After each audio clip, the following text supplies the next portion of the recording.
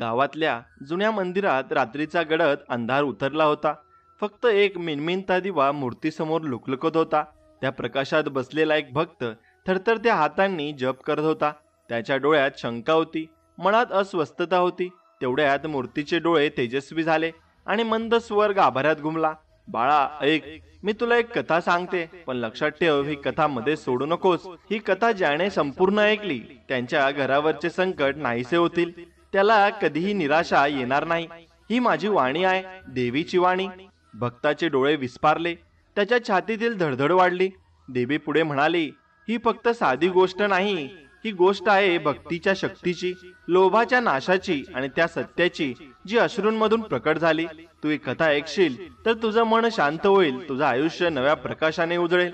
आणि मग देवीने आपली गुप्त कथा सुरू केली. आता पुढे जाण्यापूर्वी अशाच कथा ऐकण्यासाठी आपल्या चॅनलला सबस्क्राईब नक्कीच करा आणि बाजूला असलेली घंटी दाबा आणि व्हिडिओला एक लाईक करून कमेंटमध्ये जय दुर्गा माता, ओम लक्ष्मे नमः असं नक्कीच टाईप करा. चला तर मग लगेच कथेला सुरुवात करूया. गावाचं नाव होतं रामगाव. डोंगराच्या पायथ्याशी वसलेलं छोटंसं साधं संस्काराचं गाव. शेती, गुरं, ढोरं आणि सकाळ संध्याकाळ मंदिरातील घंटानाद या सगळ्यांनी गावाचं जीवन शांत आणि भक्तिमय केलं होतं. गावाच्या मध्यभागी जुनं देवीचं मंदिर होतं. लोक त्या देवीला महालक्ष्मी आई म्हणत. अनेक वर्षापासून गावकरी आईला रोज फुलं व्हायचे, दिवा लावायचे आणि आपापल्या सुखदुःखाची व्यथा तिला सांगायचे. गोपाल हा साधा शेतकरी रोज सकाळी सूर्य उगवण्यापूर्वी मंदिरात जायचा आणि त्याचं आणि त्याची बायको सुमतीचं आयुष्य फार मोठं नव्हतं, पण श्रद्धा मोठी होती. त्यांचा विश्वास होता की आईचा आशीर्वाद असेल तर भाकर कितीही साधी असली तरी गोड लागते.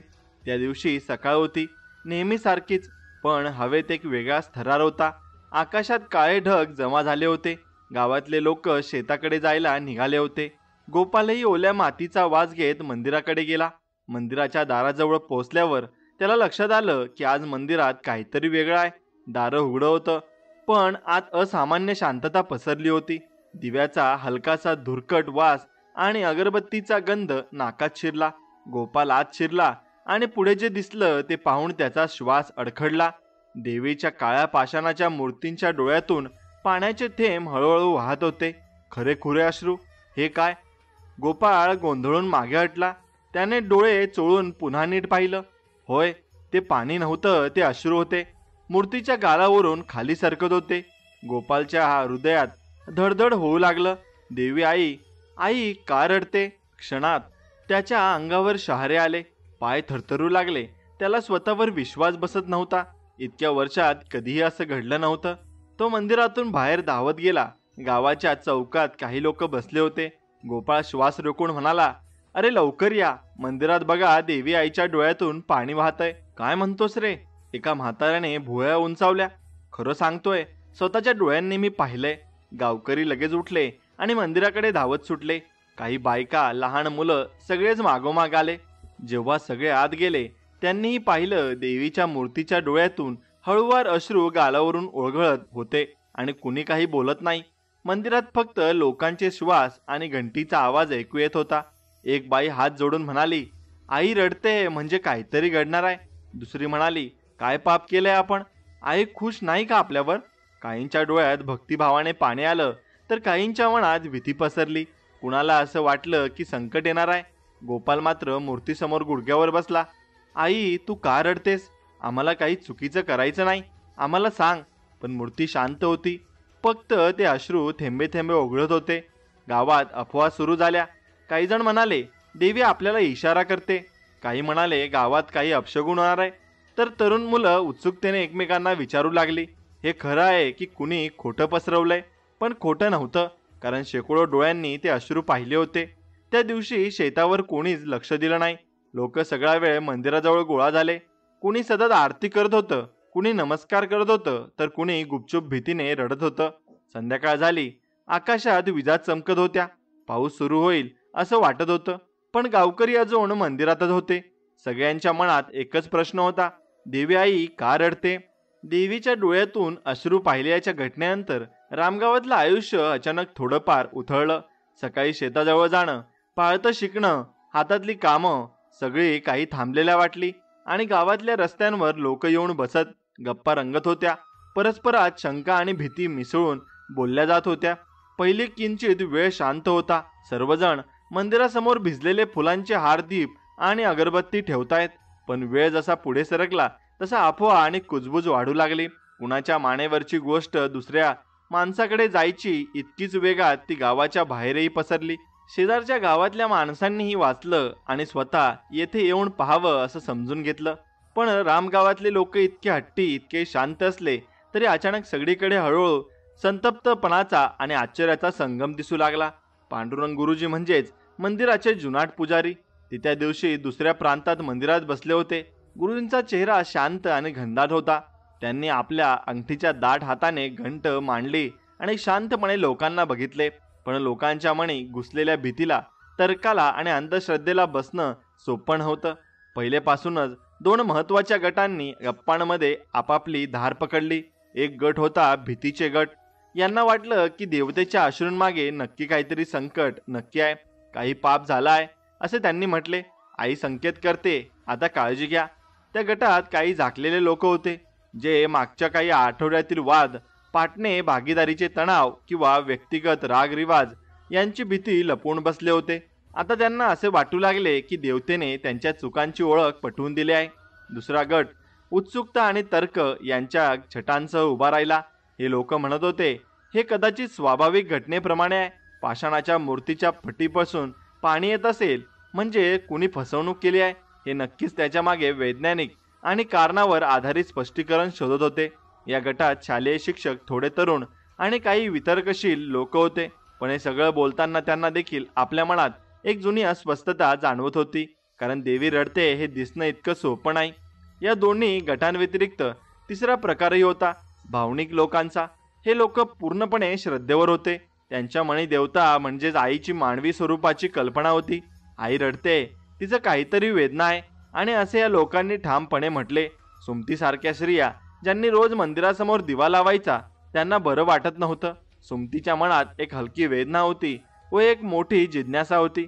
ती आपल्या पती गोपालला म्हणाली, गोपाल, आई रडत असेल तर आपल्याला काय करावं? गोपाल शांतपणे बघत होता, काही बोलत नव्हता. गप्पांमध्ये नाट्यमयता भरत गेली. एक गट म्हणत होता की देवी रडते आणि वाईट गोष्ट येणारे, तर दुसऱ्या गटातले म्हणत होते की देवी रडते म्हणून आपण सर्वांनी एकत्र येऊन जपूया. पण प्रत्यक्षात दोन्ही बाजूच्या लोकांमध्ये काही सामान्य गोष्ट होती, अनिश्चितता. कोणताही ठोस कारण कळणार नाही अशी भावना या सगळ्यांना नकळत पडली होती. रात्र होताच गावभर एक निंदनीय शांतता पसरली. परंतु रात्रीचे क्षण लांबले म्हणजे लोकांची कुजबूज शांत झाली असे नव्हते. समूहात काही म्हातारे बोलत होते. गावातली नितांत सवयी बदलल्या. लोक आता स्वार्थी झाले आहेत. लोक देवाच्या नावावरच विसरले आहेत. आणि काही तरुण म्हणत होते, हे सगळं नाटक आहे, कुणीतरी आपले लक्ष वेधून घेण्यासाठी केले असणार. मध्यवर्गीय लोक विचार करत होते, आपल्याला कधीही आयुष्यात जे काही चुकलं असेल ते पुसून टाकण्याची संधी देते काही घटना. म्हणून बाजारातल्या दुकानावरही चर्चा रंगली. चवांनी, लोणच्यांनी व्याप असताना अचानक जेवणाची चव कमी वाटू लागली. लोकांच्या बोलण्यात भावनिक ओढ वाढू लागली. शेजारींनी निरोप देत म्हणत होते, तुम्ही मंदिराला जाऊ नका, सावध राहा. काही बायका मात्र मंदिरात त्या रात्री दीप घेऊन बसल्या होत्या. त्या असे वाटवू इच्छित होत्या की त्यांच्या भजनांनी देवी शांत होईल, कारण भजन म्हणजेच मनाची शांती. दिनक्रमात एक घटक फार महत्वाचा होता. मुलं, गावातील लहान मुले आणि ज्यांना देवतांची कथा घरापासून शाळेत शिकवली जात होती, त्यांनी हे पाहिलं. त्यांच्या साध्या डोळ्यात प्रश्न उभा राहिला, देव, आई का रडते? त्यांच्या मनात भीती होती, पण तितकीच उत्सुकता होती. काही मुले मंदिराच्या अंगणात खेळता खेळता थवणारी कुजबूज ऐकत येत होती आणि ती कुजबूज त्यांना रहस्य जसे वाटत होती. ते मनामनात तणावही निर्माण करणारी होती. दिवस जात होता आणि प्रत्येकाच्या मनात एकच विचार गुंफत जात होता, आपण काय केले? हा विचार अनेकांना सतावत होता. अशा अनेक किस्स्यांमुळे लहानीसारखी वार वावरत होती. अनेक माणूस म्हणालाच तरी दुसऱ्याने गोष्ट फाटाफूट पसरवायची. एका गावकऱ्याने सांगितलं की रात्री मंदिराजवळ एका अपरिचिताचा उभा होता आणि दुसऱ्या तऱ्हेने कुणीतरी म्हणला की काहींनी मूर्ती लाजवण्याचा प्रयत्न केला. आणि या सर्व अफवांमुळे गावाची वार्ता ही वाढत गेली. पांडुरंग गुरुजी हे सर्व पाहून शांत होते. ते मंदिराच्या उंच दगडावर उभे राहून गावकऱ्यांना बघत होते. अंतिमतः त्यांनी ठरवलं की या प्रकरणाला संयम आणि श्रद्धेने हात घालायला हवा. त्यांनी गावात जाहीर केले की तो दिवस संध्याकाळी सर्वांना मंदिरात येऊन एकत्र बसावे आणि शांतपणे चर्चा करावी. त्यांनी म्हणाला, आम्ही देवतेची पूजा करणार आणि शांततेने विचार करणार. भीतीने आणि अफवांनी गोष्टी जास्त बिकट होत आहेत आणि त्या होणार नाहीत याची काळजी घ्या. गुरुजींचा आवाज ज्यांच्याभोवती पसरला, पण सगळे लोक एका मुठीत घेऊन बसण्यात उतरवल्यानंतरच त्यांना थोडा आधार मिळाला. संध्याकाळी मंदिरात लोकांनी मोठ्या संख्येने एकत्र झाले. मंडप भरला आणि गावकरी, वृद्ध, तरुण, मुलं सगळे हळुवार दीपांनी मंदिर उधळत होते. आणि गुरुजी आणि काही मोठे गावकरी बोलायला उभे राहिले. ते म्हणाले, आईचे अश्रू हे इशारा असू शकतात. आपण सगळे एकत्र येऊन विचार करूयात. आपले काम आणि आपली वागणूक, आपले हक्क, कर्तव्य आणि आपल्या मनातील दुर्बलता याबद्दल विचार केला पाहिजे. गोष्टींचा वेळ वाढत होता आणि काही लोकांनी आपल्या घरांमधल्या खोट्या व्यवहारांची चाचणी करत सुरुवात केली. का मी शेतीमध्ये पाणी वाया घालते? का मी शेजाऱ्याला मदत केली नाही? असे प्रश्न सर्वांसमोर येऊ लागले. या प्रश्नांनी काही लोकांना खूप स्पर्श केला. सुमतीच्या डोळ्यात पाण्याचे थेंब आले. ती आपल्या मनात विचार करत होती, कदाचित देव आपल्याला काहीतरी स्मरण करून देत आहे. एक वक्तव्यात गुरुजींनी सर्वांना शांत करायला सांगितलं. त्यांनी हळुवार आणि स्पष्ट आवाजात म्हटलं, भीती आणि अफवांमुळे हमखास तोटा होऊ शकतो. आपण सर्वांनी आपले अंतःकरण तपासावे. देवतेच्या अश्रू हे आम्हाला आपल्या वागण्याचा आणि जीवनाचा परमपुन्हा विचार करण्याचा एक मार्ग देतात. त्यांनी पुढे सांगितलं की उद्या सकाळी ते मूर्तीची काळजीपूर्वक तपासणी करतील आणि कोणतीही भौतिक कारणे आहेत का हे पाहण्यासाठी त्यांचे हे स्पष्टीकरण काही जणांना आश्वस्त करू लागले. पण काही जण अजूनही अशांतही होते. रात्रभर गावात चर्चा सुरू राहिली. अनेक जोड्या घरांमध्ये बसल्या आणि जुन्या गोष्टी बोलायला लागल्या. कधी कोणी देवतेची उपेक्षा केली का? कोणी कुणाला त्रास दिला का? या प्रश्नांनी धूप पेरली. पण काही गोष्टी स्पष्ट होत्या. लोक आता एकमेकांकडे वेगळ्यांनी बघू लागले होते आणि काही जुन्या तक्रारी पुन्हा जाग्या झाल्या होत्या. या वातावरणात एक छोटीशी बदलणारी गोष्ट मोठ्या असमाधानातही वाढू शकते हे सर्वांना जाणवले. अखेर त्या रात्री रामगावाची शांततेने झोप लागली नाही. प्रत्येकाच्या मनात देवतेच्या अश्रूंबद्दल तितकंच प्रश्न होतं जितकंच आधी होतं. परंतु या असमाधानाने एक अपेक्षित चांगला परिणामही भाग घेतला. लोक एकमेकांशी बोलू लागले. वार्षिक वादविवादही, शेतातले छोटे तणाव किंवा वैयक्तिक छोट्या मोठ्या चुकांची माफी या संवादामुळे पुन्हा सुरू झाली. अश्रू एक प्रकारे संवादाना आणि आत्मपरीक्षणाला कारण ठरले होते. दुसऱ्या दिवशी सकाळी मंदिरात काही लोक आधीच येऊन बसले होते. सर्वांचा मनोविकार वेगळा होता. कोणी अपेक्षेने, कोणी भीतीने आणि कोणी आशेने. आता प्रत्येकाची नजर त्या मूर्तीवरच होती. पांडुरंग गुरुजी मूर्तीजवळ गेले आणि सावधपणे तिला पाहू लागले. त्यांनी मूर्तीच्या गळ्यावर आणि डोळ्यांच्या भागात काही तांत्रिक फरक नाही याची तपासणी केली. गावकऱ्यांची कुजबूज ही फक्त अफवा नव्हती. हे एक संकेत होतं की लोक आता विचार करीत आहेत. कोणी हा संकेत देवाचे श्रद्धापूर्ण अभिवादन समजत होतं, तर कोणी हा केवळ एक अनपेक्षित घटना समजत होतं. परंतु एक गोष्ट खात्रीने दिसली. रामगावाच्या मनात आता एकच ध्यास होता, देवतेच्या अश्रूंमागे कारण शोधायचं आणि आपल्या अंतःकरणातलं स्वच्छ करण्याचा प्रयत्न करायचा. आता गावातील अफवा, भीती आणि श्रद्धा यांच्या मिश्रणाने रामगावात तणावाचं वातावरण पसरलं होतं. मंदिरात देवीच्या डोळ्यातून वाहिलेले अश्रू ही घटना अजूनही लोकांच्या मनात खोलवर घर करून बसली होती. कुणाला वाटत होतं की संकट येणार आहे, कुणाला वाटत होतं की ही आईची चेतावणी आहे, तर काहींना अजूनही एक खोटं वाटत होतं. पण एक गोष्ट निश्चित होती, सगळ्यांच्या मनावर देवींच्या अश्रूंनी ठसा उमटवला होता. अशा परिस्थितीत सगळ्यांना एकच आशा होती, पांडुरंग गुरुजी. गुरुजींचा स्वभाव आणि गावातील मान. पांडुरंग गुरुजी हे वयाने 60 होते. दाढी मिशा पांढऱ्या झालेल्या, चेहऱ्यावर शांतपणा, डोळ्यात कणखरता आणि आवाजात गोडवा. हे लहानपणापासून या मंदिराचे पुजारी होते. त्यांच्या वडिलांनी आयुष्यभर देवीची सेवा केली होती आणि आता गुरुजी त्या परंपरेचा वारसा पुढे नेत होते. गावकरी त्यांना केवळ पुजारी म्हणून नाही तर मार्गदर्शक म्हणून बघायचे.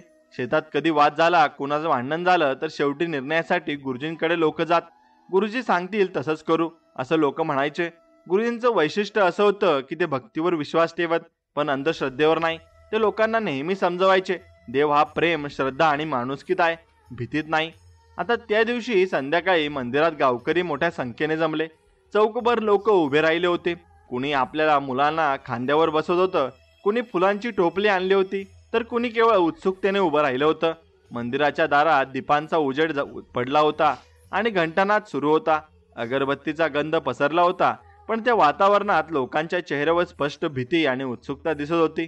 गुरुजी मंदिराच्या आतून बाहेर आले. त्यांच्या हातात कमंडल, अंगावर पांढरं धोतर आणि वरती साधा अंगा, आणि त्यांनी शांत डोळ्यांनी सगळीकडे पाहिलं आणि हाताने लोकांना बसवायला सांगितलं. माझ्या बंधूंनो, माझ्या भगिनींनो, हे हळुवारपणे म्हणाले, आज आपण सगळे एक प्रश्न घेऊन इथे आलो आहोत. देवीच्या आईच्या डोळ्यातून अश्रू का वाहिले? आता गावकरी श्वास रोखून ऐकत होते. गुरुजी पुढे म्हणाले, देवी आई आपल्या सगळ्यांची रक्षण करते आहे. आई रडते म्हणजे यात नक्कीच काहीतरी संदेश आहे. पण लक्षात ठेवा, देवी रडते म्हणजेच आपण घाबरायचं नाही. उलट आपल्याला स्वतःकडे बघायचं आहे. आईचं मन आपण दुखावलं का? आपली भक्ती कमी पडली का? आपली माणुसकी कुठं हरवली का? हे तपासायचं आहे. काही बायका अश्रू पुसू लागल्या. त्यांना वाटलं की खरंच आई आपल्यावर नाराज आहे. गुरुजी पुढे म्हणाले, पाषाणाच्या मूर्तीच्या डोळ्यातून अश्रू वाहणं ही फक्त एक घटना नाही, हे आपल्याला आरशातलं रूप दाखवते. आपण कसे आहोत, आपण किती लोभी झालोय, किती स्वार्थी झालोय हे कळवते. देवी रडली म्हणजे ती आपल्याला घाबरवते असं नाही. ती सांगते की माझ्या लेकरांनो, तुमच्या वाटा बरोबर नाहीत, नीट चला. आता गुरुजींचे शब्द ऐकून लोकांच्या मनात वेगवेगळ्या भावना जाग्या झाल्या. एक म्हातारा म्हणाला, खरं आहे गुरुजी, आता तर लोक देवाची पूजा कमी आणि वाद जास्त करू लागले आहेत. एक शेतकरी उठून म्हणाला, गुरुजी, गेल्या वर्षी मी पाण्यासाठी शेजाऱ्यांशी भांडलो, कदाचित देवीला तेच नकोसं वाटलं असेल.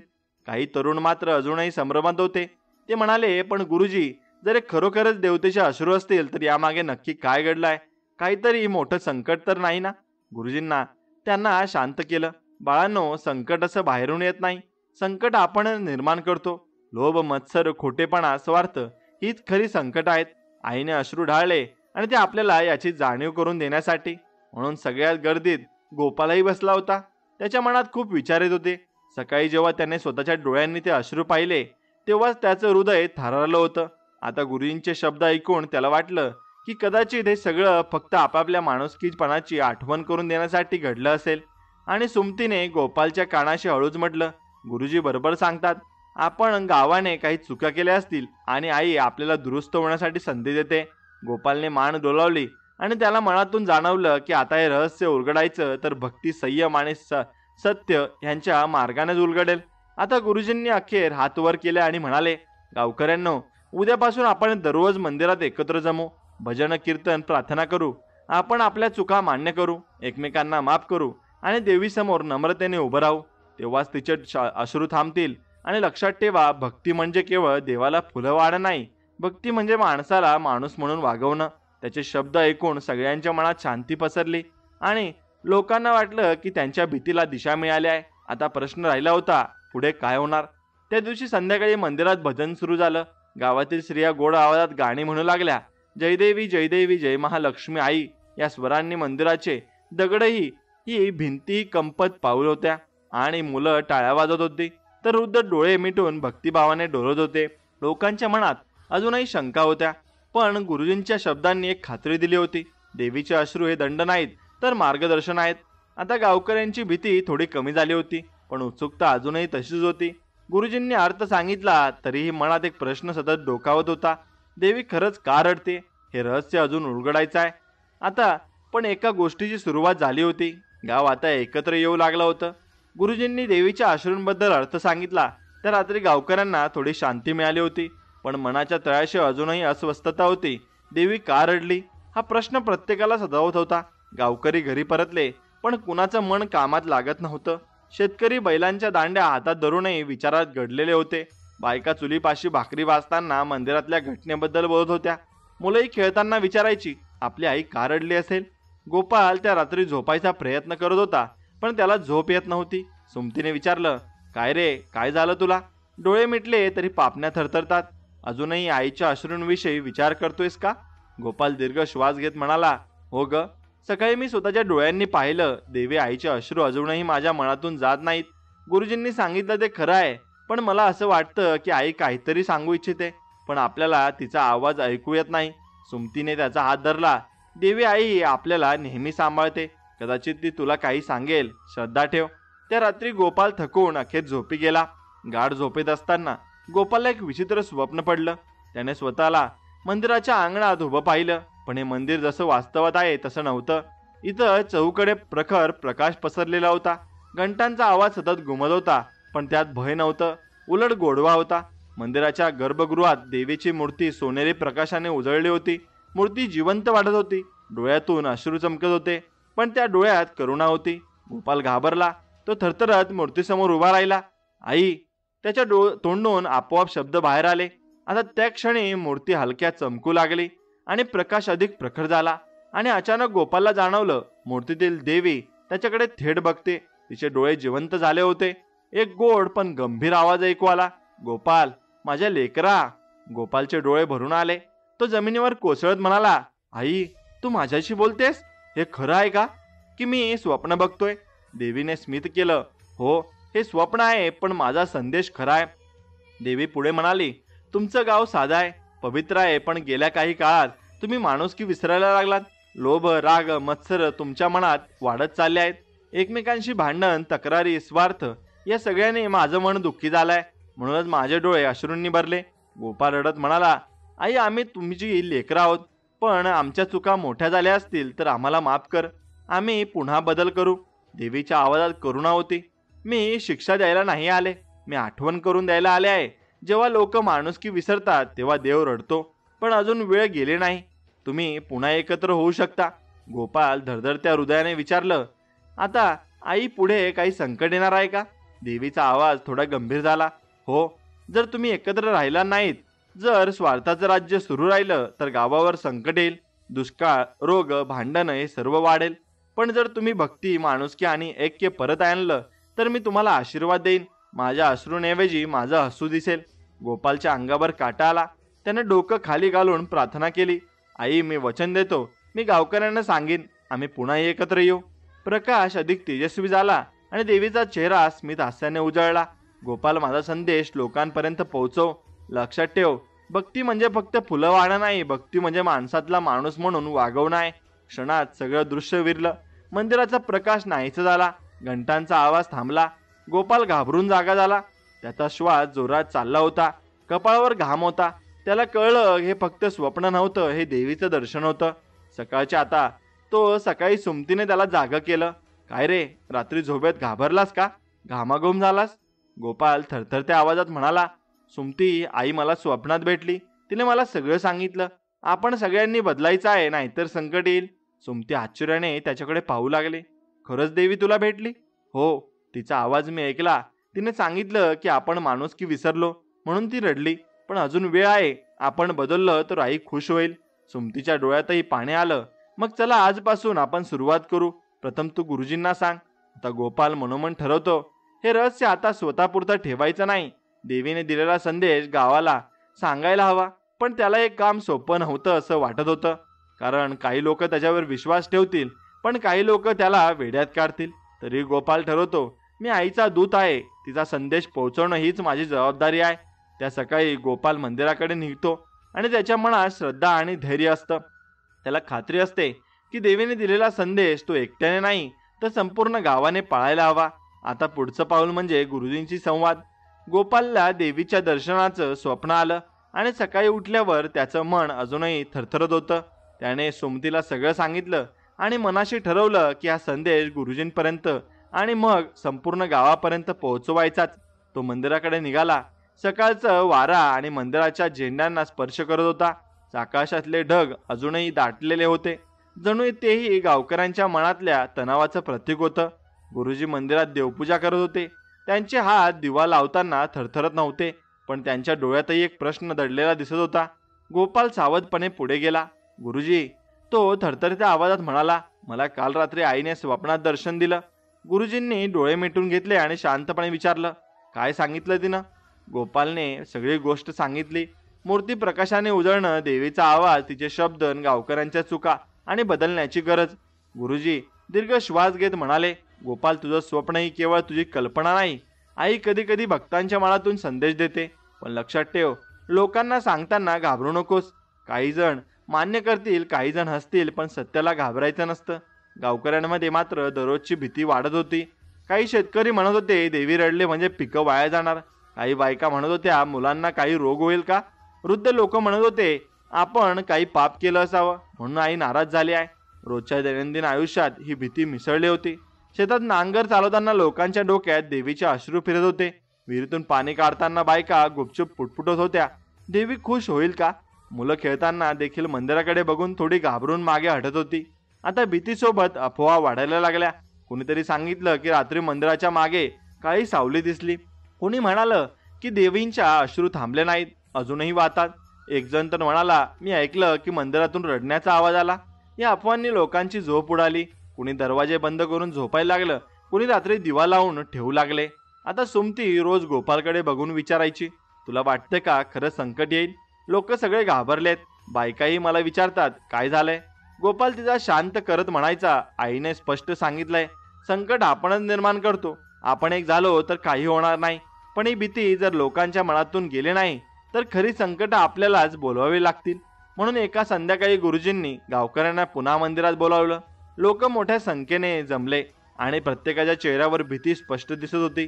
गुरुजी म्हणाले, बंधूंनो भगिनींनो, घाबरून काही होणार नाही. देवीने आपल्याला इशारा दिलाय, शिक्षा नाही. आपण भीतीने जगलो तर देवाचे अश्रू थांबणार नाहीत. भीती म्हणजे अंधार, भक्ती म्हणजे प्रकाश, आणि आपण प्रकाश निवडूया. त्यांनी गोपालला पुढे येऊन आपलं स्वप्न सांगायला सांगितलं. गोपाल थोडा घाबरला, पण देवीच्या शब्दांची आठवण झाली आणि तो म्हणाला, मी आईला स्वप्नात पाहिलं. ती म्हणाली, तुमच्यात माणुसकी कमी झाली आहे म्हणून मी रडले, पण अजून वेळ गेले नाही. जर आपण एकत्र आलो, एकमेकांना मदत केली तर संकट येणार नाही. आपण बदललो तर मी हसेन. लोकांनी डोळे मोठे केले. काहींना विश्वास बसला, काहींना शंका आली, पण प्रत्येकाच्या मनात हलकासा प्रकाश पडला. कदाचित हे खरं असेल. त्या रात्रीनंतर गाव 2 भागात विभागलं. एक भाग म्हणत होता, गुरुजी आणि गोपाल बरोबर सांगतात, आपण बदलायला हवा.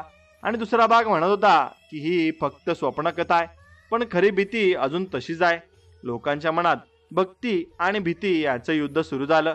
कुणी भजन गात होतं तर कुणी भविष्याबद्दल घाबरत होतं. आता एक रात्री अचानक गावातलं एकाचं घर छप्पर कोसळलं. कोणाला इजा झाली नाही, पण अफवा लगेच पसरली. पहा, देवी रडली म्हणूनच संकट आलं. लोकांचा धीर सुटायला लागला. काही जण मंदिरात दिवस रात्र बसून राहू लागले. काही जणांनी पोटभर अन्न खाणंही कमी केलं. मुलं घाबरून रडायला लागली. गुरुजींनी मात्र लोकांना समजावलं, संकट येतात कारण आपण भीती वाढवतो. छप्पर कोसळलं ते अपघात होतं, देवीचा शाप नाही. पण भीती ही अशी गोष्ट होती की ती समजवण्याने पूर्ण जात नव्हती. आता गोपालच्या मनात मात्र एक नवा निर्धार जन्म घेत होता. आईने मला संदेश दिलाय, मी या गावाला भीतीतून बाहेर काढणारच. भक्ती, एकता आणि प्रेम या मार्गानेच आपण वाचू शकतो. तो सुमतीला म्हणाला, मी थांबणार नाही. लोक घाबरत असले तरी मी आईचा संदेश रोज पुन्हा सांगत राहीन. सुमतीने त्याला प्रोत्साहन दिलं. हो, तुझ्या मागे मी आहे. आईचं नाव घेऊन आपण सगळ्यांना एकत्र आणू. आता रामगाव भीतीच्या सावलीत जगत होतं आणि देवीचे अश्रू लोकांच्या मनातून जात नव्हते. अफवा आणि शंका सतत वाढत होत्या, पण या अंधारात एकच किरण होता, गोपाल आणि गुरुजींचा विश्वास. आता गावचं पुढचं पाऊल आता ठरणार होतं, भीतीला शरण जाणं की भक्तीला धरून पुढे जाणं. रामगावातली भीती अजूनही संपली नव्हती. देवीचे अश्रू, गोपालचे स्वप्न आणि गुरुजींचं आव्हान या तिन्ही गोष्टींनी गावकऱ्यांना हलवून सोडलं होतं. पण मनाच्या तळाशी अजूनही शंका होती. खरंच देवी रडली का, की यामागे काही रहस्य आहे? असा प्रश्न लोकांना सतावत होता. गोपाल जरी गावकऱ्यांना धीर देत होता तरी त्याच्या मनातही उत्सुकता होती. आईने मला संदेश दिलाय, पण हे अश्रू प्रत्यक्ष वाहले कसे आणि पाषाणच्या मूर्तीच्या डोळ्यातून पाणी कसं आलं? त्याला कळत नव्हतं. भक्ती मनाशी असली तरी मनुष्य म्हणून त्यालाही कारण जाणून घ्यायचं होतं. आता एका दुपारी गोपाल शेतातलं काम आटपून थेट मंदिरात गेला. गावकरी सहसा सकाळ संध्याकाळ येतच, पण दुपारी मंदिरात रिकामच असायचं. गोपालने ठरवलं की हेच वेळ योग्य आहे. तो आत गेला. मंदिरात मंद प्रकाश होता. 1-2 दिवे विझून गेले होते. अगरबत्तीचा वास अजूनही हवेत दरवळत होता.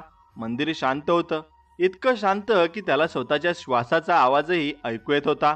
गोपाल मूर्तीसमोर येऊन उभा राहिला. देवीच्या डोळ्यांकडे पाहताना त्याच्या अंगावर पुन्हा शहारे आले. त्याला अजूनही ते थेंब आठवत होते. तो हळूच पुटपुटला, आई, तुझं रहस्य काय? गोपाल मूर्तीभोवती फिरला. मागे पुढे, डावीकडून उजवीकडून नीट पाहू लागला. तेव्हा त्याच्या नजरेस आलं, मूर्तीच्या उजव्या डोळ्यांजवळ अगदी बारीकशी फटी होती. हां, तो विचारात पडला. फट अगदी छोट्या केसा इतकी होती, पण ती डोळ्यांच्या कोपऱ्याशी पोहोचत होती. आणि गोपाल जवळ जाऊन नीट पाहू लागला. त्याने हाताने हलके स्पर्श केला. दगड थंड होता, पण त्या फटीतून ओलसरपणा जाणवत होता. त्याला आश्चर्य वाटलं, ही फट कुठून आली? एवढ्या वर्षात कधी दिसली नाही. आता क्षणभर गोपालच्या मनात शंका आली. कदाचित या फटीतूनच पाणी वाहत असेल. मग आई खरंच रडली का, की या दगडातील काही नैसर्गिक प्रकार आहे? पण लगेच त्याच्या मनात दुसरा विचार आला. नाही, हे केवळ दगड नाही, ही आईची मूर्ती आहे. फट ही साधी नाही, तीच कदाचित देवीच्या संदेशाचं साधन असेल. देवी आपल्याशी अश्रूंमधून बोलते. त्यांच्या मनात दोन्ही गोष्टी झुंज देत होत्या, म्हणजे एक वास्तव आणि दुसरं म्हणजे श्रद्धा. पण शेवटी त्याने श्रद्धाच निवडली. तो पुढे बसला आणि बराच वेळ त्या फटीकडे बघत राहिला. त्याला जाणवलं की मंदिरात थोडा ओलसरपणा आहे, छतांमध्येही थोडी भेग आहे. पावसाळ्यात पाणी तिथून खाली येऊन मूर्तीपर्यंत पोहोचू शकेल का, हा विचार त्याच्या मनात आला. पण त्याने लगेच मान हलवली. नाही, हे स्पष्टीकरण पुरेसं नाही, कारण पाणी कुठूनही आलं तरी ते थेट डोळ्यांमधून का वाईल, आणि याला काहीतरी गूढ कारण आहे. त्या संध्याकाळी गोपालने गुरुजींना हळूच सांगितलं, गुरुजी, मी आज मूर्तीजवळून नीट पाहिली. उजव्या डोळ्याजवळ एक मला फटी दिसली.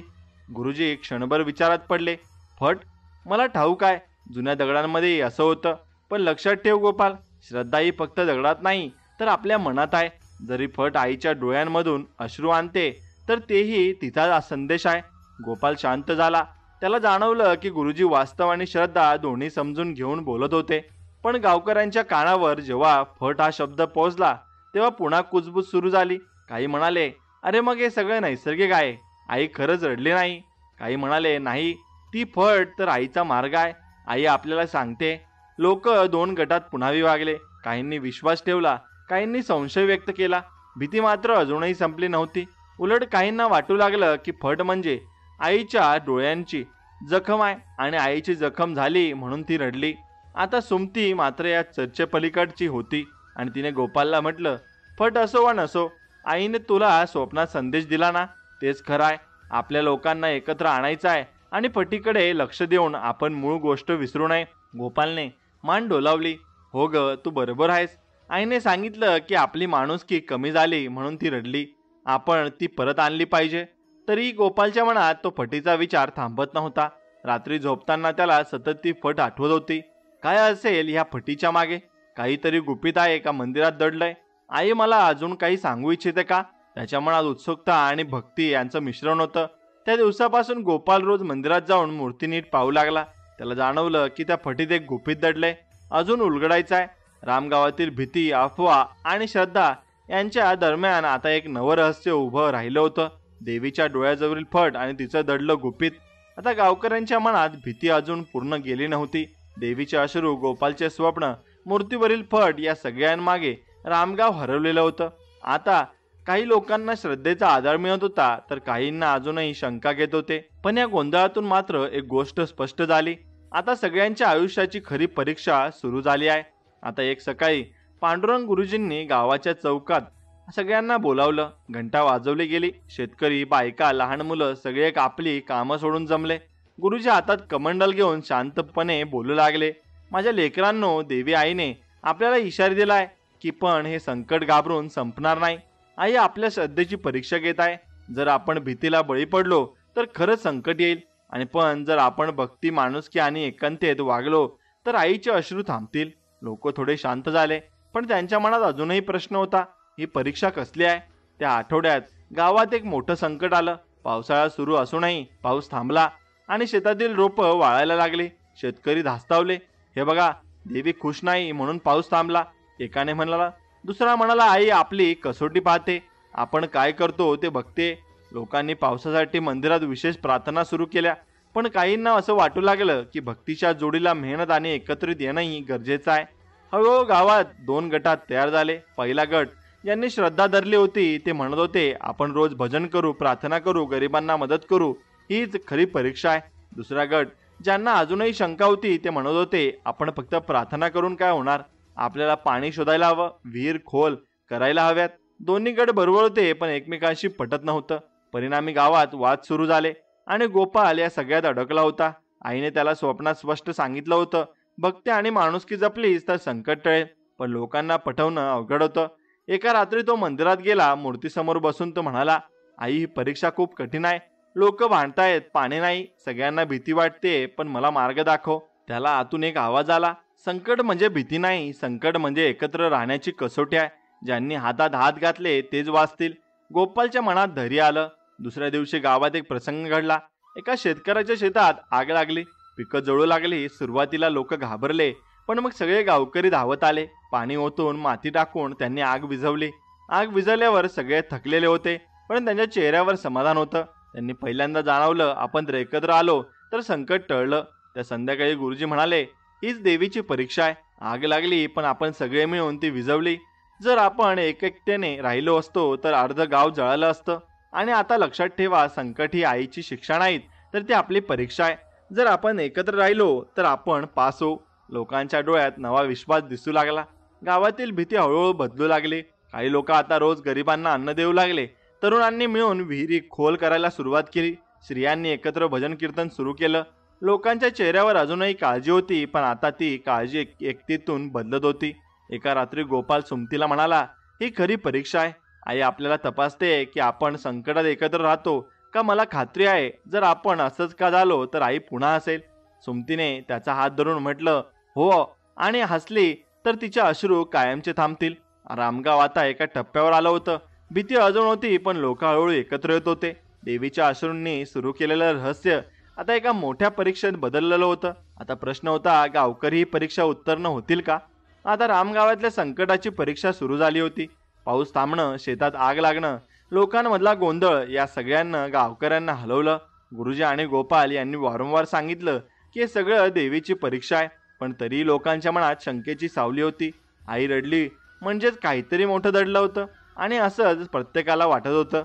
आता एका सकाळी मंदिरात भजन सुरू असताना अचानक पुन्हा तोच चमत्कार घडला. देवीच्या मूर्तीच्या डोळ्यातून हळूहळू 2 थेंब पाणी सरकले, आणि ते थेंब गालावरून ओघळले आणि मूर्तीसमोरून फुलांवर पडले. भजन थांबलं, टाळ्या थांबल्या, लोक स्तब्ध झाले. एक बाई हळूच ओरडली, पुन्हा आई रडते. क्षणात सगळीकडे खळबळ माजली. कुणी गुडघ्यावर पडून नमस्कार केला, कुणी घाबरून मुलांना मागे वळलं. काही जणांच्या डोळ्यात अश्रू आले. त्या दिवसापासून अफवांचा पाऊस सुरू झाला. कुणी म्हणालं, देवी रडते म्हणजे गावावर मोठं संकट येणार. कुणी म्हणालं, ही आपली शेवटची चेतावणी आहे. एक तरुण म्हणाला, हे सगळं बनावट आहे, पाणी कुठून तरी येतंय. लोकांमध्ये वाद सुरू झाले आणि श्रद्धा आणि शंका पुन्हा भिडली. आता गोपाल मंदिरातच उभा होता. त्याने पुन्हा आईचे अश्रू स्वतःच्या डोळ्यांनी पाहिले. त्याच्या हृदयात धडकी भरली. त्याला आठवलं, स्वप्नात देवीने त्यांना सांगितलं होतं की माणुसकी कमी झाली म्हणून मी रडते. तो मनाशी म्हणाला, आई मला कळतंय, तो आम्हाला पुन्हा स्मरण करून देतेस, पण लोकांना पटवणं कठीण आहे. गुरुजी लोकांना शांत करत म्हणाले, घाबरू नका. आई रडते म्हणजे आपल्याला अजून बदलायचं आहे. अजून आपली भक्ती आणि माणुसकी कमी आहे. ही दुसरी संधी आहे. जर आपण आता सुधारलो नाही तर संकट खरंच येईल. त्याच्या शब्दांनी काही लोकांना धीर आला, पण काही अजूनही घाबरलेले होते. त्या दिवसानंतर गावात तणाव वाढला. शेतकरी शेतात काम करताना सतत मंदिराकडे बघत होते. बायका विहिरीवर पाणी भरताना एकमेकांना विचारायच्या, आता काय होणार. मुलंही खेळताना मंदिराजवळ जाण्याचं टाळू लागली. आता लोकांच्या बोलण्याचा भीतीचा सूर सतत असायचा. देवी रडली म्हणजे काहीतरी मोठं होणार, हा विचार त्यांच्या मनात खोलवर बसला होता. आता गोपाल मात्र हार मानायला तयार नव्हता. त्याने ठरवलं की रोज लोकांना आईचा संदेश सांगेल, आणि तो लोकांना भेटून म्हणायचा, आई आपल्याला शिक्षा करत नाही, ती आपल्याला बदलायला सांगते. आपण एक झालो तर संकट दूर होईल. काही लोक त्यांचं बोलणं ऐकून डोळ्यात पाणी आणायचे, पण काही म्हणायचे, गोपाल तुझं स्वप्न खरं असेल तर कदाचित, पण संकट डोक्यावर आहे, फक्त बोलून काय होणार. आता एका रात्री मंदिरात काही बायकांनी जागरण केलं. त्या दिवसभराच्या थकव्यानेही थांबल्या नाहीत. त्या देवीसमोर बसून भजन गात होत्या. अचानक त्यांना असं वाटलं की मूर्तीच्या डोळ्यातून पुन्हा ओलसरपणा दिसतोय, पण यावेळी अश्रूंसोबत त्यांना एक हलकसं स्मितही जाणवलं. त्या बायका घरी जाऊन सांगू लागल्या, आई फक्त रडत नाही, कधी कधी हसतेही. ही गोष्ट गावात पसरली आणि लोकांच्या मनात गोंधळ अधिक वाढला. कुणाला वाटलं की आता आई खुश झाली आहे, तर कुणी म्हणालं की अजून मोठं रहस्य दडलं आहे. गुरुजी म्हणाले, आई हसली म्हणजे ती आपल्याला आशा देते, पण लक्षात ठेवा, तिचे अश्रू अजून थांबले नाहीत म्हणजे आपली परीक्षा संपलेली नाही. हळूहळू काही लोक भीतीपेक्षा श्रद्धेकडे झुकू लागले आणि त्यांनी एकमेकांना मदत करायला सुरुवात केली. एका शेतकऱ्याने आपल्या पिकाचं पाणी शेजाऱ्याला दिलं. काही स्त्रियांनी मिळून गरिबांच्या घरात अन्न नेलं. तरुणांनी विहीर खोल करण्याचं काम सुरू केलं. लोकांना वाटलं, आई रडते कारण आपण चुकीच्या वाटेवर आहोत, आपण बदललो तर ती हसेल. गोपाल त्या रात्री सुमतीला म्हणाला, अश्रूंचं रहस्य अजून वाढलं आहे, पण मला खात्री आहे रहस्य फक्त भक्तीतून उलगडेल. आपण अजून प्रयत्न केला पाहिजे. सुमतीने त्यांना मान डोलावली, हो, आता ही आपलीच जबाबदारी आहे. आता गावात पुन्हा देवीचे अश्रू दिसले आणि लोकांनी भीती अजून वाढली. अफवा, शंका आणि सगळे एकत्र मिसळत होतं. पण त्या गोंधळात एक माणूस मात्र मनाशी ठाम झाला होता. तो होता गोपाल. त्या रात्री गोपाल घराच्या अंगणात बसला होता. आकाश काळोखाचं होतं. ढग दाटलेले होते. कधी कधी विजा चमकत होत्या आणि सुमती त्यांना पाहून म्हणाली, काय रे, इतका गहन विचारात का बसलास? झोपायला चल. गोपालने शांत स्वरात उत्तर दिलं, सुमती, आई पुन्हा रडली. मला आता आणखी थांबता येणार नाही. मी गावाला बदलवायला हवं. लोक घाबरलेत पण भीतीने काही सुटणार नाही. आता मला आईचा संदेश सगळ्यांच्या हृदयात पोहोचवायचा आहे. सुमतीने त्याचा हात धरला. हो, आणि मी तुझ्या मागे आहे. पण हे सोपं नसेल. काही जण विश्वास ठेवतील, काही हसतील, तरी तुला थांबायचं नाही. गोपालच्या डोळ्यात ज्वाला पेटल्या. हो, मी ठरवलंय, आता मागे हटायचं नाही. दुसऱ्या दिवशी पहाटे गोपाल थेट मंदिरात गेला. अजून गावकरी आले नव्हते. त्याने देवीच्या मूर्तीसमोर बसून हात जोडले. आई, मी निर्धार करतो, तुझा संदेश सगळ्यांपर्यंत पोहोचवेन. लोक घाबरले तरी मी त्यांना धीर देईन. तू मला स्वप्नात सांगितलं की भक्ती म्हणजे माणुसकी. मी ते लोकांना शिकवेन. आई, मला बळ दे. त्या क्षणी त्याला मूर्तीसमोर दिव्याचा ज्योत हलताना दिसला आणि त्याला मनात शांतता आणि ताकद दोन्ही निर्माण झालं. त्याला खात्री पटली, देवीने त्याचा संकल्प ऐकलाय. त्या संध्याकाळी गावकरी चौकात जमले होते. आपोआप पुन्हा जोरात सुरू चालू होत्या. कुणी म्हणत होतं की संकट येणार आहे. कुणी म्हणत होतं की आई खुश नाही. तेव्हाच गोपाल पुढे आला. त्याचा आवाज ठाम होता. बंधूंनो, भगिनींनो, किती दिवस आपण भीतीत राहणार आणि जगणार? आई आपल्याला घाबरवते असं का समजता? ती आपल्याला बदलायला सांगते. आपण एक झालो तर संकट येणार नाही. पण जर आपण अजूनही भांडलो, लोभ केला, तर आईचे अश्रू थांबणार नाहीत.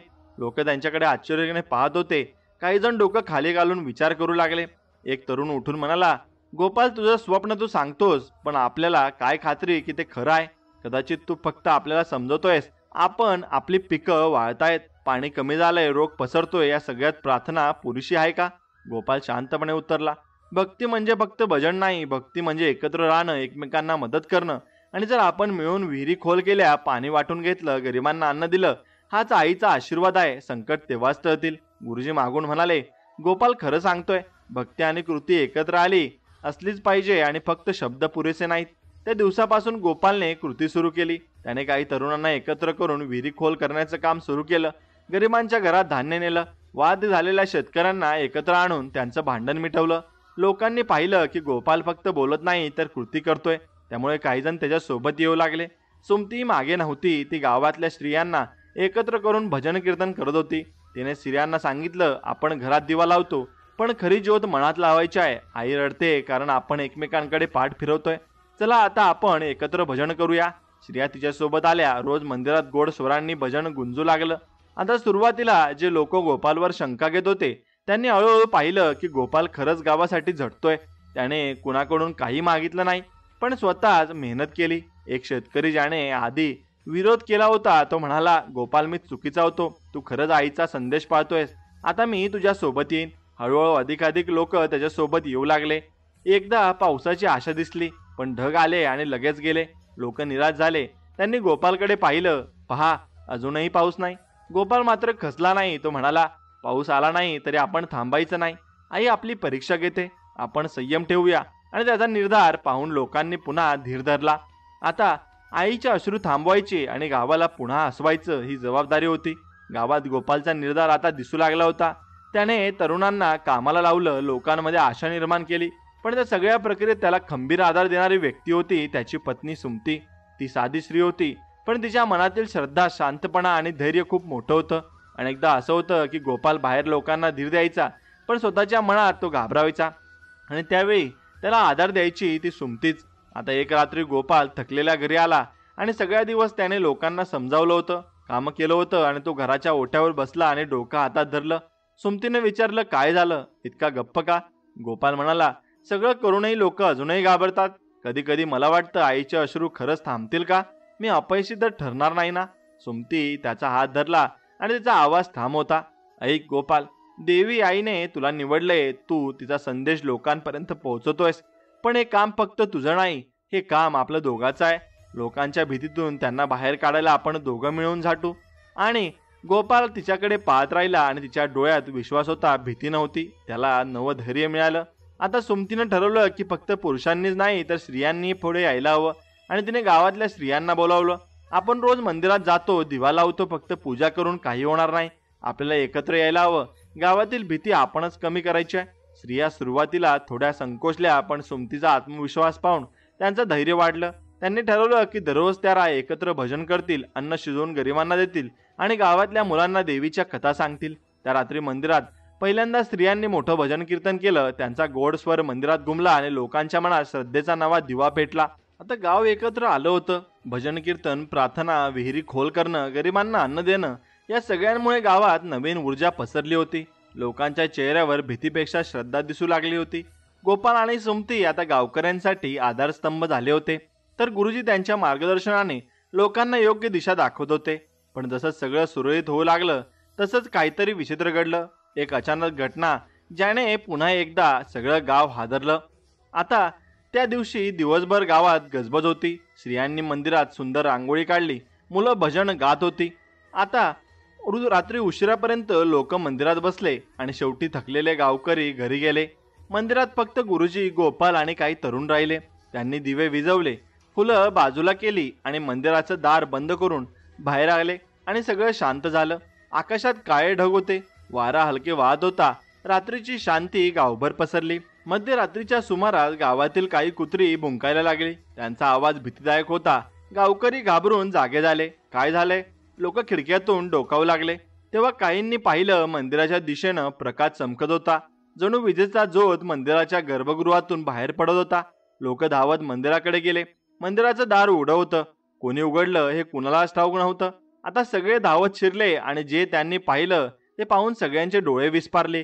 देवीच्या मूर्तीसमोरचा मोठा दिवा, जो नेहमी संध्याकाळी विझवला जातो, तो आता स्वतःहून तेजाने प्रज्वलित झाला होता. पण एवढंच नाही, मूर्तीच्या डोळ्यातून पुन्हा अश्रू वाहत होते. लोकांच्या अंगावर शहारे आले. कोणी गुडघ्यावर पडून नमस्कार केला, कोणी घाबरून मागे सरकला. आई पुन्हा रडते, एक जण ओरडला. पण दिवा स्वतः पेटला म्हणजे आई खुश झाली असेल का? दुसरा म्हणाला, काय घडलंय? लोक एकमेकात विचारू लागले.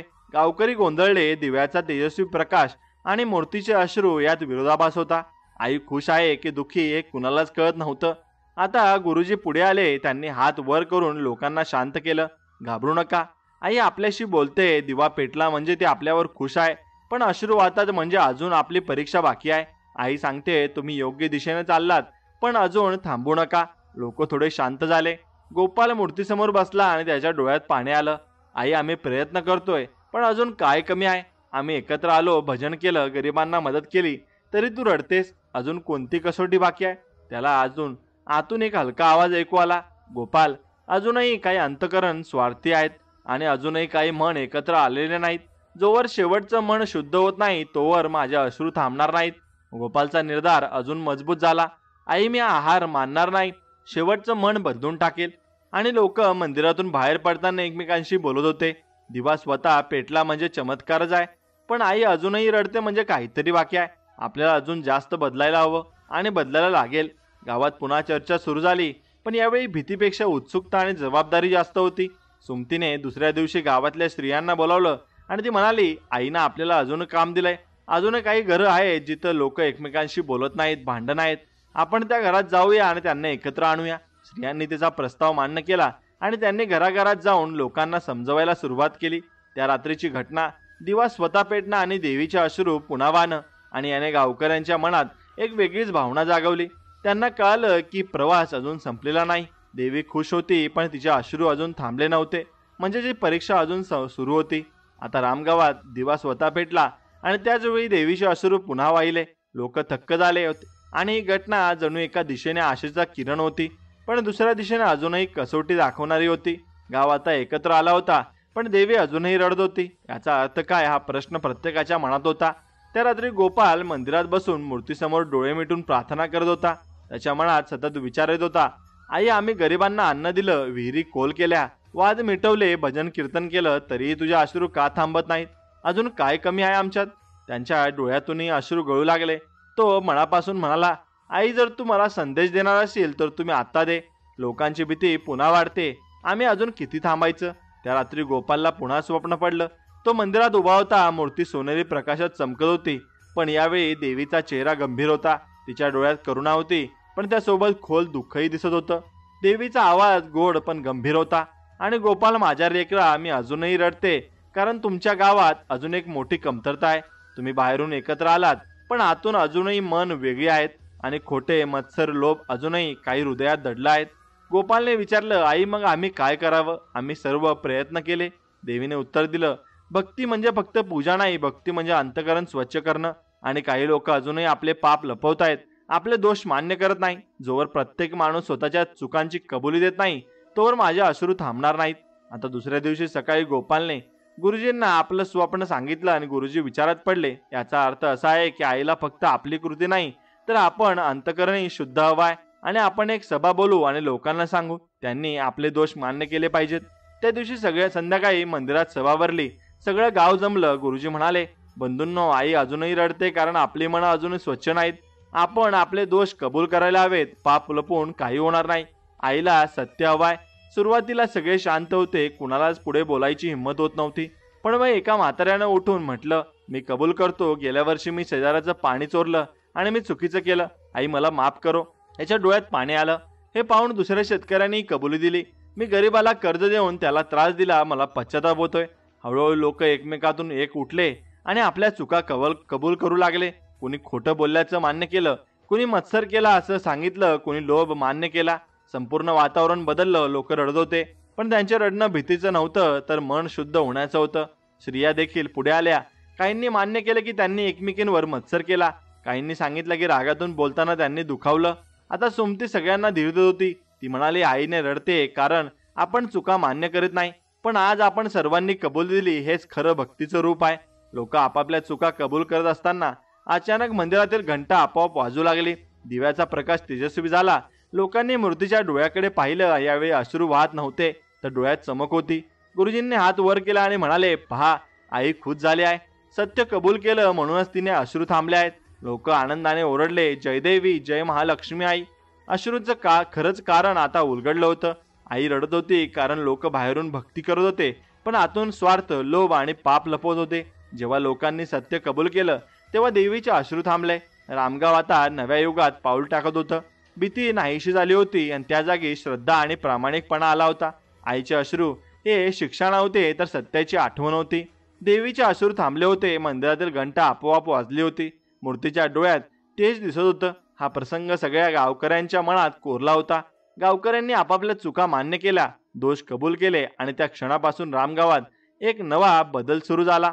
आणि आता सभेत ज्यांनी आपली पापं कबूल केली त्यांच्या डोळ्यात पाणी आलं होतं, पण मन मात्र हलकं झालं होतं. एक शेतकरी म्हणाला, मी अनेक वर्ष शेजारावर राग धरला होता, पण आज जेव्हा मी कबूल केलं तेव्हा मला हलकं आणि शांत वाटलं, जणू ओझं उतरलाय.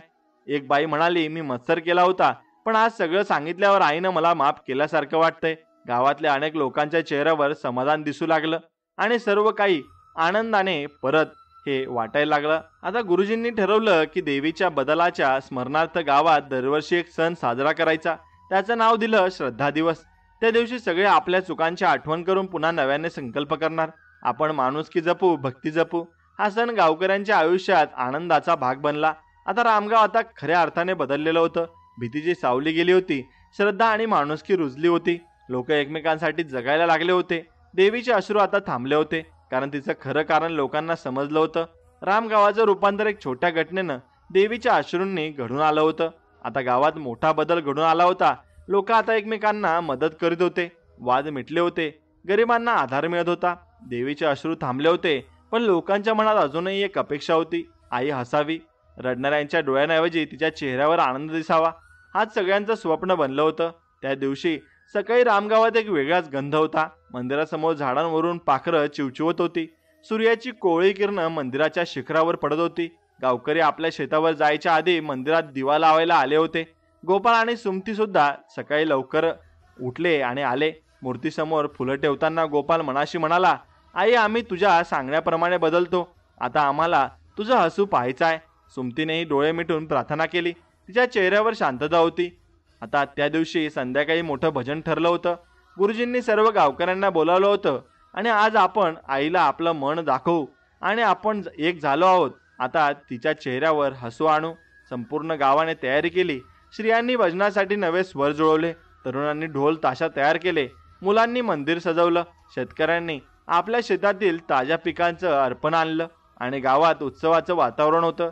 संध्याकाळ झाली. मंदिरासमोर मंडप उजाळला. शेकडो दिवे पेटवले गेले.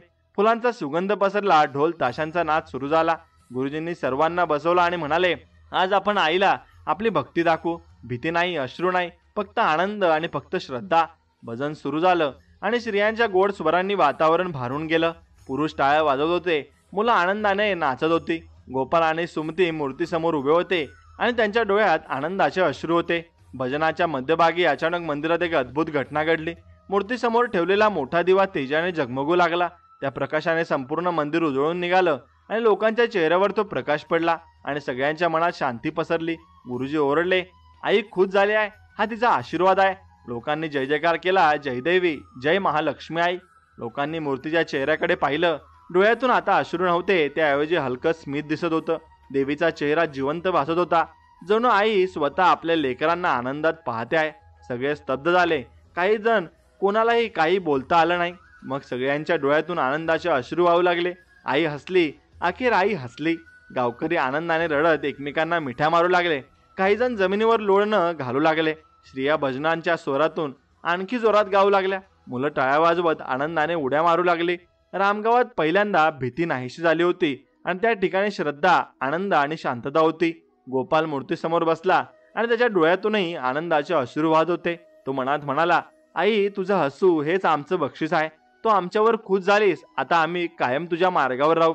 सुमती त्याच्या शेजारी होती. तिने हळूच म्हटलं, आपली मेहनत सफल झाली, आता आम्ही पुन्हा कधीच रडणार नाही. त्या दिवसापासून गावात शांती पसरली. लोक एकमेकांना मदत करीत होते. वाद मिटले होते. गरीब श्रीमंत सगळे समान होते. मुलांच्या हसण्याचा आता भीती नव्हती, फक्त आनंद होता.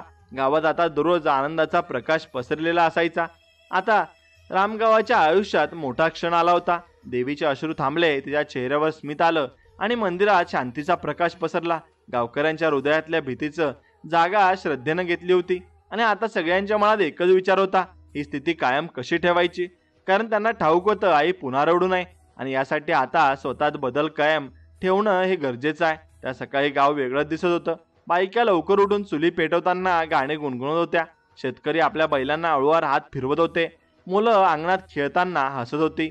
लोकांच्या चेहऱ्यावर आनंद पाहून असं वाटत होतं की गावाला नवं जीवन मिळालंय.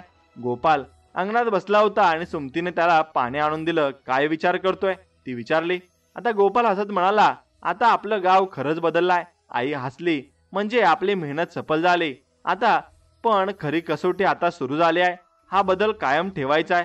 गुरुजींनी दुसऱ्या दिवशी सगळ्या गावकऱ्यांना पुन्हा चौकात बोलावलं. बंधूंनो, आई खुश झाली आहे, पण तिचा हसू कायम ठेवायचा असेल तर आपण हा नवा मार्ग घ्यावा लागेल. आजपासून आपण नवीन सुरुवात करायची आहे. लोक शांतपणे ऐकत होते. गुरुजी पुढे म्हणाले, आपण दर महिन्याला एक सभा भरू. त्यात प्रत्येकाने आपापल्या चुका कबूल करायच्या आणि एकमेकांना मदत करण्याचं वचन द्यायचं. गरीब श्रीमंत, लहान मोठा सगळे समान असतील. मंदिर हे केवळ पूजा करण्याचं ठिकाण नसेल तर गावाच्या एकतेचं केंद्र असेल. लोकांनी टाळ्या वाजवल्या. सगळ्या निर्णयाशी सहमत झाले. गावातल्या शेतकऱ्यांनी ठरवलं की पाणी एकट्यानं कोणी वापरणार नाही. विहिरी, ओढे, नाले सर्व एकत्रित वापरायचं. ज्या शेतात जास्त पीक येतील त्यांनी थोडं धान्य गरिबांना द्यायचं. कोणी आजारी पडलं तर शेजारी त्यांच्या शेतात मदत करायचे आणि शेतात आता वाद नसायचे. उलट लोक गाणी म्हणत एकत्र काम करायचे. सुमतीनं गावातील बायकांना एकत्र आणलं. आपण फक्त घरापुरत्या मर्यादित राहायचं नाही, आपण गावाचा आधार व्हायचे. जर कुठं भांडण झालं तर आपण जाऊन ते मिटवायचं. जर कुणी उपाशी असेल तर आपण त्याला अन्न द्यायचं. स्त्रियांनी मान डोलावली. त्यांनी एक गट तयार केला आणि त्याचं नाव ठेवलं आईची माया. हा गट गावातल्या प्रत्येक घराला भेट द्यायचा आणि लोकांना एकत्र आणायचा आणि मंदिरात दररोज भजन करायचा. गुरुजींनी ठरवलं की मुलांना फक्त अक्षरं शिकवायची नाहीत तर मूल्यही शिकवायची आहेत. देवीचं हसू कायम ठेवायचं असेल तर पुढची पिढी प्रामाणिक असली पाहिजे. ते म्हणाले, म्हणून मुलांना दररोज एक गोष्ट सांगायची ठरलं. कधी गोपालचं स्वप्न, कधी सुमतीचं धैर्य, कधी गुरुजींचं मार्गदर्शन. मुलांच्या मनात श्रद्धा आणि प्रामाणिकपणा रुजवायला लागला आणि गावकऱ्यांनी ठरवलं की आता दरवर्षी श्रद्धा उत्सव साजरा करतील. त्या दिवशी सगळे गावकरी मंदिरात जाऊन आपापल्या चुकांची आठवण करून नव्याने सुरुवात करण्याचा संकल्प करतील. पहिला श्रद्धा उत्सव साजरा झाला आणि मंदिरात दीपांनी उजेड पसरला.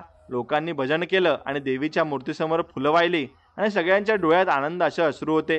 गोपाल रात्री मंदिरात बसला होता.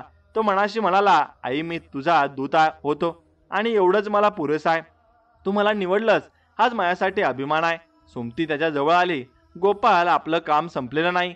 आता आपल्याला हा बदल पुढच्या पिढ्यांपर्यंत पोहोचवायचा आहे. गोपाल हसून म्हणाला, हो, आता हीच खरी नवीन सुरुवात आहे. काही महिन्यात रामगाव संपूर्ण बदललं. लोकांच्या चेहऱ्यावर हास्य दिसू लागलं. शेतात पिकं हिरवगार झाली, भांडण नाहीशी झाली, मुलं आनंदाने शिकू लागली. गावात येणारा प्रवासही म्हणायचा, हे गाव खास आहे. इथं लोक फक्त जगत नाही तर प्रेमाने जगतात. आता रामगाव बदललं होतं. भीती, शंका, लोभ, भांडण हे सगळं मागे पडलं होतं. त्याच्या जागी श्रद्धा, प्रामाणिकपणा, ऐक्य आणि माणुसकी आली होती. गावात रोज भजन घुमत होतं, लोक एकमेकांना मदत करत होते आणि मुलं हसत खेळत वाढत होती. आता एकाच सकाळी गुरुजींनी सगळ्या गावकऱ्यांना मंदिरात बोलावलं. मंदिर फुलांनी सजवलं होतं, धुपांचा सुगंध पसरला होता. गुरुजी शांत सुरात म्हणाले, माझ्या लेकरांनो, आईनं आपल्याला एक अद्भुत अनुभव दिलाय. तिने आपल्याला दाखवलंय की देव आपल्या बाहेर नाही आणि ते आपल्याला मनात आहे. आई रडली कारण आपण एकमेकांविषयी माणुसकी विसरलो होतो, पण आपण बदललो म्हणून ती हसली. ते पुढे म्हणाले, हा चमत्कार कायम लक्षात ठेवा, पण याला फक्त कथा समजू नका. हा आपला नियम असावा. भक्ती म्हणजे प्रामाणिकपणा, भक्ती म्हणजे मदत, भक्ती म्हणजे ऐक्य. आणि लोकांनी टाळ्या वाजवल्या. त्यांच्या चेहऱ्यावर समाधान दिसत होतं. गोपाल गुरुजींच्या जवळ आला आणि म्हणाला, गुरुजी, आईनं मला स्वप्नातून निवडलं, पण खरं काम सगळ्यांनी मिळून केलं. हा बदल माझा नाही, सगळ्या गावाचा आहे. गुरुजी हसले. गोपाल, हो, तू आईचा दूत होतास, पण खरा चमत्कार तेव्हाच घडतो जेव्हा सगळे मनापासून बदलतात. सुमती जवळ आली आणि म्हणाली, आता आपल्याला फक्त एक गोष्ट लक्षात ठेवायची, आई पुन्हा रडू नये. आणि सगळ्यांनी एकाच आवाजात म्हटलं, हो. आणि मग त्या रात्री मंदिरात विशेष भजन झालं.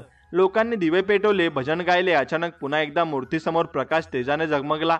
गोपालने डोळे मिटले आणि मनात आवाज ऐकला, माझ्या लेकरांनो, मी खुश आहे. माझा अंतिम संदेश आहे, भीती नको, श्रद्धा ठेवा. स्वार्थ नको, माणुसकी ठेवा. भांडण नको, ऐक्य ठेवा. जर तुम्ही हे जपलं तर माझे अश्रू पुन्हा कधीच वाहणार नाहीत. गोपालने डोळे उघडले. त्याच्या चेहऱ्यावर समाधान होतं. त्याला ठाऊक होतं, आईनं आता त्यांना पूर्ण मार्ग दाखवलाय. दुसऱ्या दिवशी सकाळी गावकरी पुन्हा चौकात जमले. गुरुजींनी हात वर करून म्हटलं, आजपासून आपण सगळे प्रतिज्ञा करू, आपण कधी एकमेकांविरुद्ध वाईट करणार नाहीत. आपण नेहमी गरिबांना मदत करू. आपण नेहमी प्रामाणिक राहू. आपण नेहमी देवीच्या हसऱ्या चेहऱ्याची आठवण ठेवू. सगळ्यांनी हात वर केले आणि प्रतिज्ञा केली. त्यांच्या आवाजात सामर्थ्य होतं, श्रद्धा होती. काही महिन्यातच रामगावाचा चेहरा पूर्णपणे बदलला. शेतं हिरवीगार झाली कारण लोकांनी एकमेकांना पाणी दिलं. भांडण नाहीशी झाली कारण मन स्वच्छ झाली. मुलं आनंदाने शिकू लागली. गावात येणारा कुणीही म्हणायचा, हे गाव खास आहे, इथं देवीचं हसू आहे. रामगाव आता आसपासच्या गावातही उदाहरण बनलं होतं. लोक दूरवरून येऊन विचारायचे, तुमचं गाव इतकं शांत कसं आहे? गावकरी हसून उत्तर द्यायचे, कारण आम्ही देवीचे अश्रू पाहिले आणि तिचं हसू मिळवलं. आता गोपाल आणि सुमती मंदिरात बसले होते. सुमती म्हणाली, आपलं आयुष्य आता पूर्ण झाल्यासारखं वाटतंय. आपण आईचा संदेश पसरवला, लोक बदलले. गोपाल हसला, हो, आणि हा बदल पुढच्या पिढ्यांपर्यंत टिकेल एवढंच पुरेसं आहे. त्याच्या चेहऱ्यावर आनंद आणि शांती होती. देवीचे अश्रू हे फक्त एक चमत्कार नव्हते, ते लोकांच्या बदलाचा आरसा होते.